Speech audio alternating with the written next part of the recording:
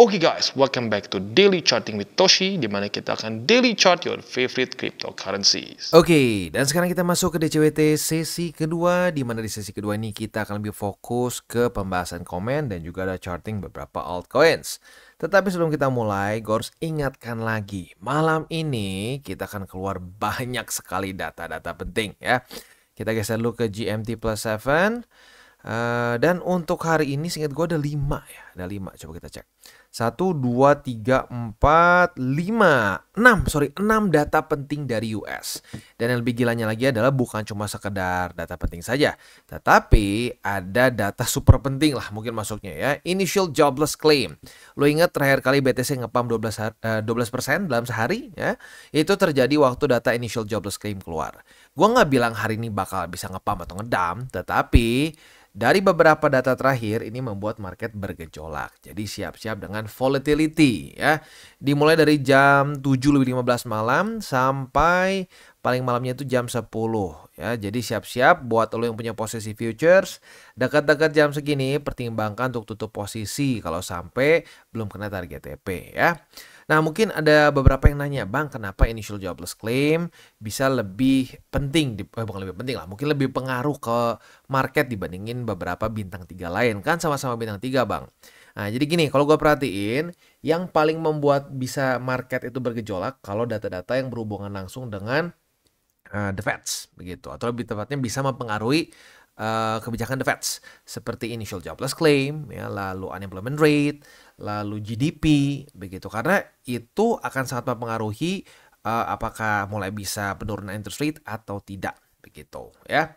Nah, untuk pengangguran itu mungkin salah satu yang paling penting, karena pengangguran itu ya bisa dibilang bisa menjadi indikasi saat awal bahwa market sudah mulai masuk ke dalam economic downturn, even kalau ekstrimnya bisa sampai resesi.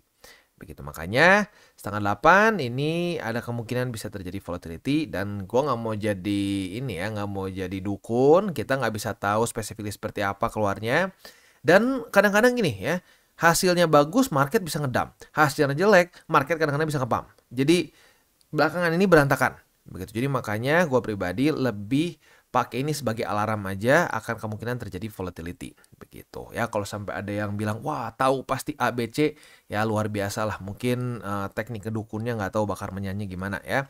Tapi kalau gue ngomong fakta dan datanya aja, kita nggak pernah bisa tahu gimana market akan react begitu, karena faktanya beberapa kali sebelum-sebelumnya data positif malah ngedam, data negatif malah ngepump begitu ya.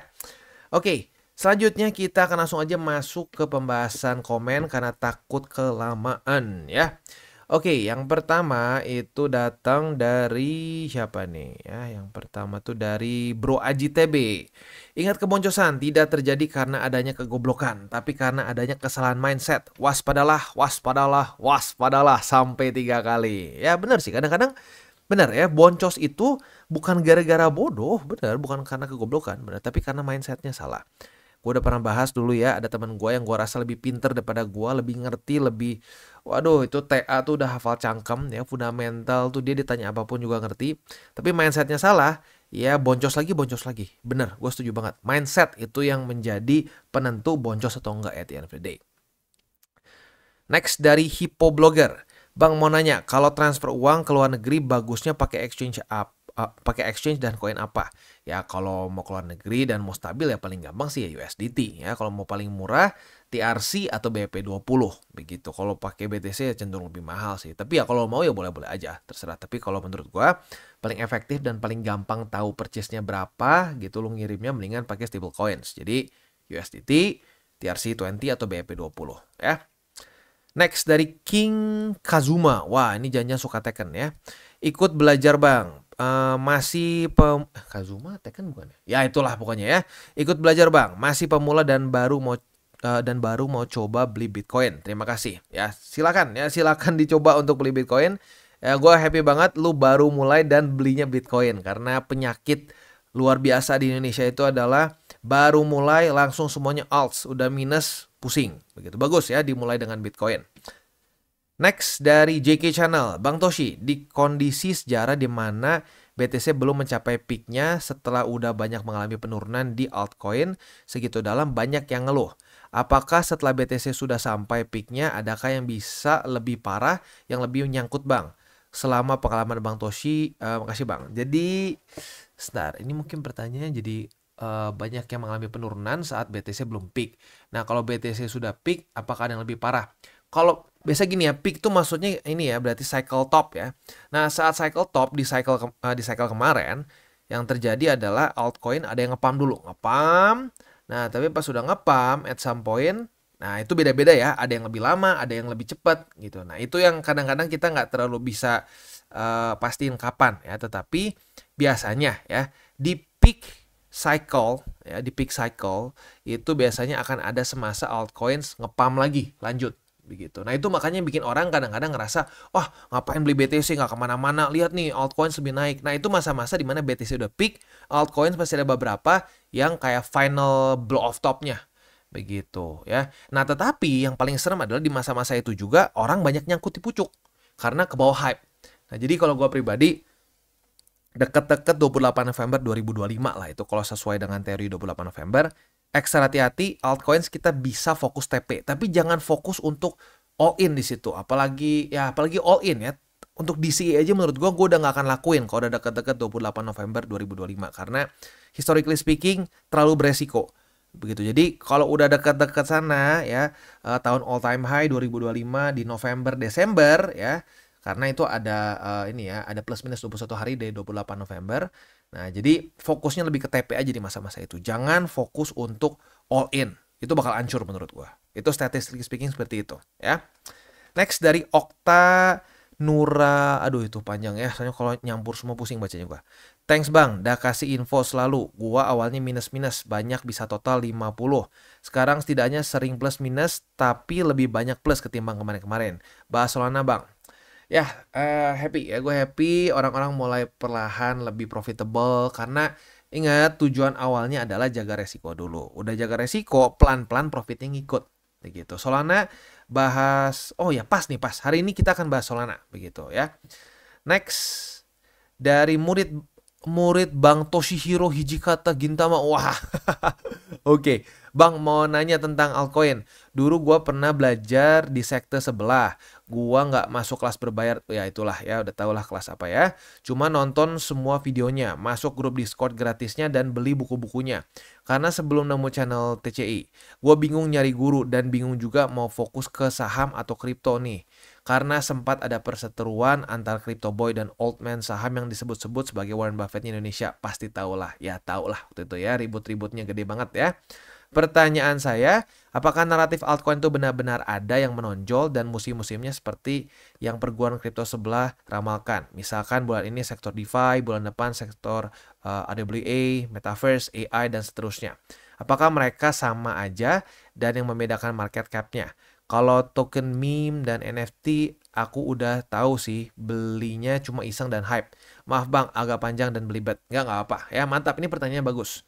Jadi gini, kalau menurut gua seasonality ada ya. Jadi mungkin sekarang lagi hype-nya apa. Tapi kalau misalkan, wah kesannya, wah kali ini, bulan ini adalah RWA, bulan depan AI. Itu terlalu, menurut gua terlalu apa ya, nggak make sense lah gitu. Kalau dia kesannya bisa bilang bulan ini apa, bulan depan apa, terlalu menurut gua ya, terlalu mengada-ngada begitu. Karena biasanya ya akan berjalan bersamaan aja gitu. Kayak dulu Metaverse misalkan. Oh, Metaverse nge-hype ya. Tapi di waktu bersamaan juga yang cukup nge-hype adalah ini apa namanya? ETH killers ya, ETH killers seperti AVAX, DOT begitu dan lain-lain. Jadi itu bisa berjalan bersamaan. Nggak kayak wah satu bulan ini, satu bulannya ke depannya apa lagi. Kalau menurut gue itu lebih mungkin nggak tahu, mungkin marketing mereka jadi kesannya kayak wow hebat banget gitu ya, tahu setiap bulan. Tapi dari yang gue lihat cycle sebelumnya ya jalan masing-masing kok, memes jalan ya, metaverse jalan dan lain-lain jalan juga gitu. Jadi kalau menurut gue satu cycle ada beberapa bukan hot button ya, tapi beberapa kata-kata yang sering dipakai, jargon-jargon yang sering dipakai.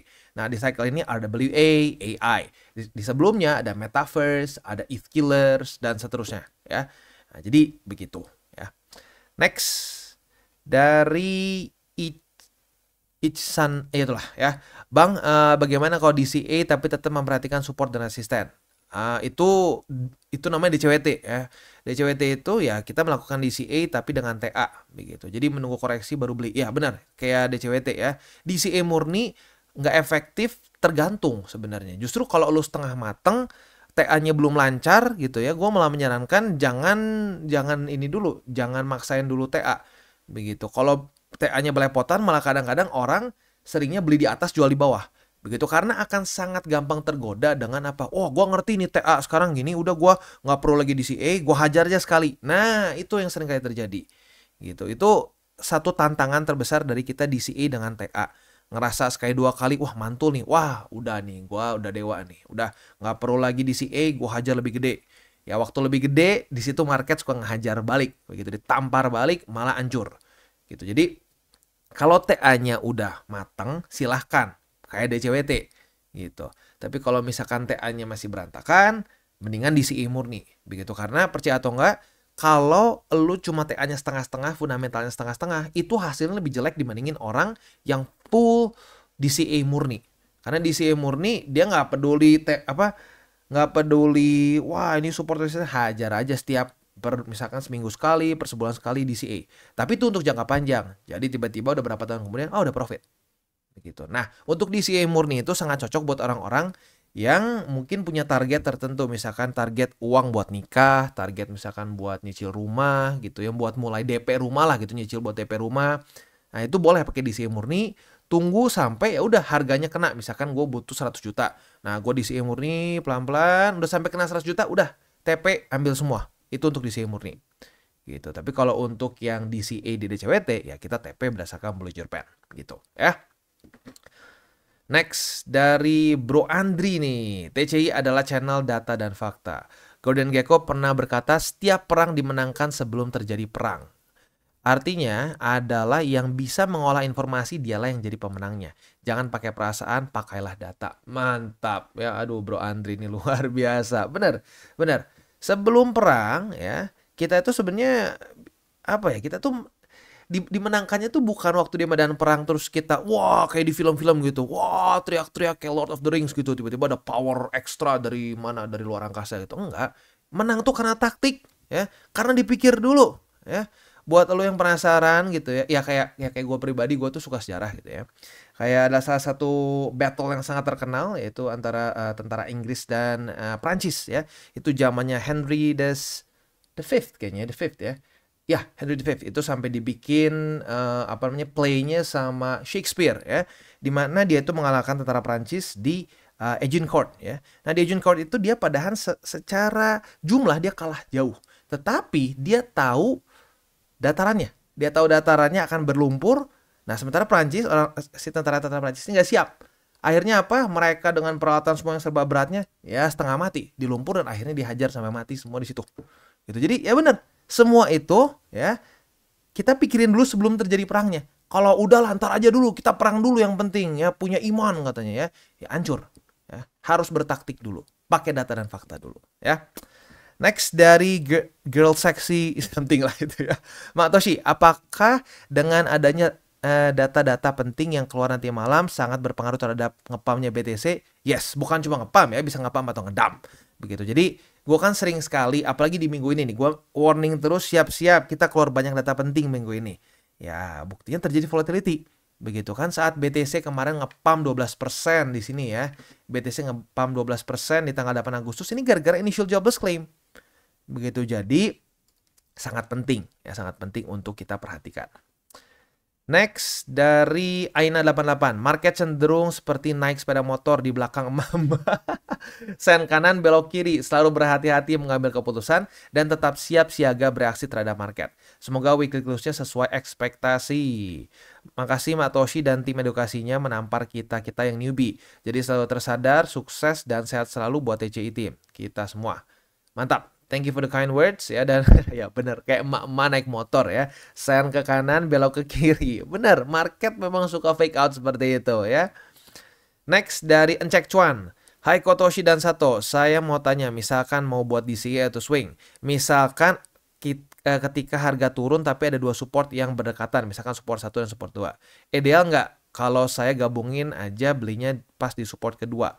Kalau deket boleh ya, kalau deket apalagi setelah apalagi setelah misalkan habis ngedam dengan lumayan misal boom gini ya. Nah, ini misalkan deket lu pengen satuin itu boleh ya.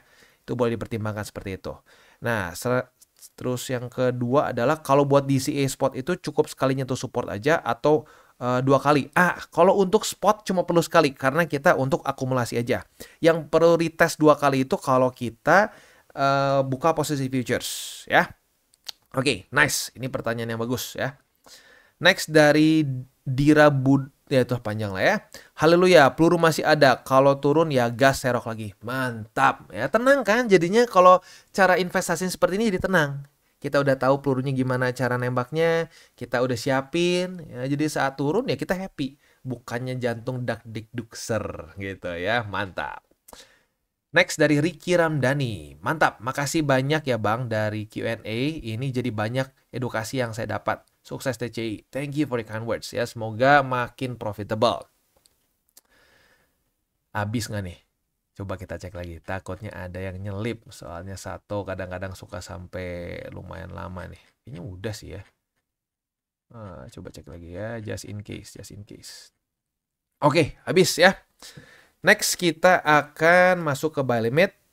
Kita akan bahas OP, XRP, dan juga Solana. Tapi sebelum kita masuk, seperti biasa, gue akan disclaimer dulu bahwa semua konten dari TCI bukan financial advice. Ini semua bentuknya adalah edukasi. Lalu bagaimana cara untuk mendukung TCI? Ada banyak caranya. Lu bisa like our video, bisa share our video, atau juga bisa menggunakan link referral kita di bawah. Dan sekarang kita akan dengar dulu pesan-pesan dari sponsor kita pada hari ini. Oke, today's video is brought to you by Bybit. Dimana di Bybit ini kita bisa melakukan berbagai macam hal ya, mulai dari yang newbie sampai yang sudah advance.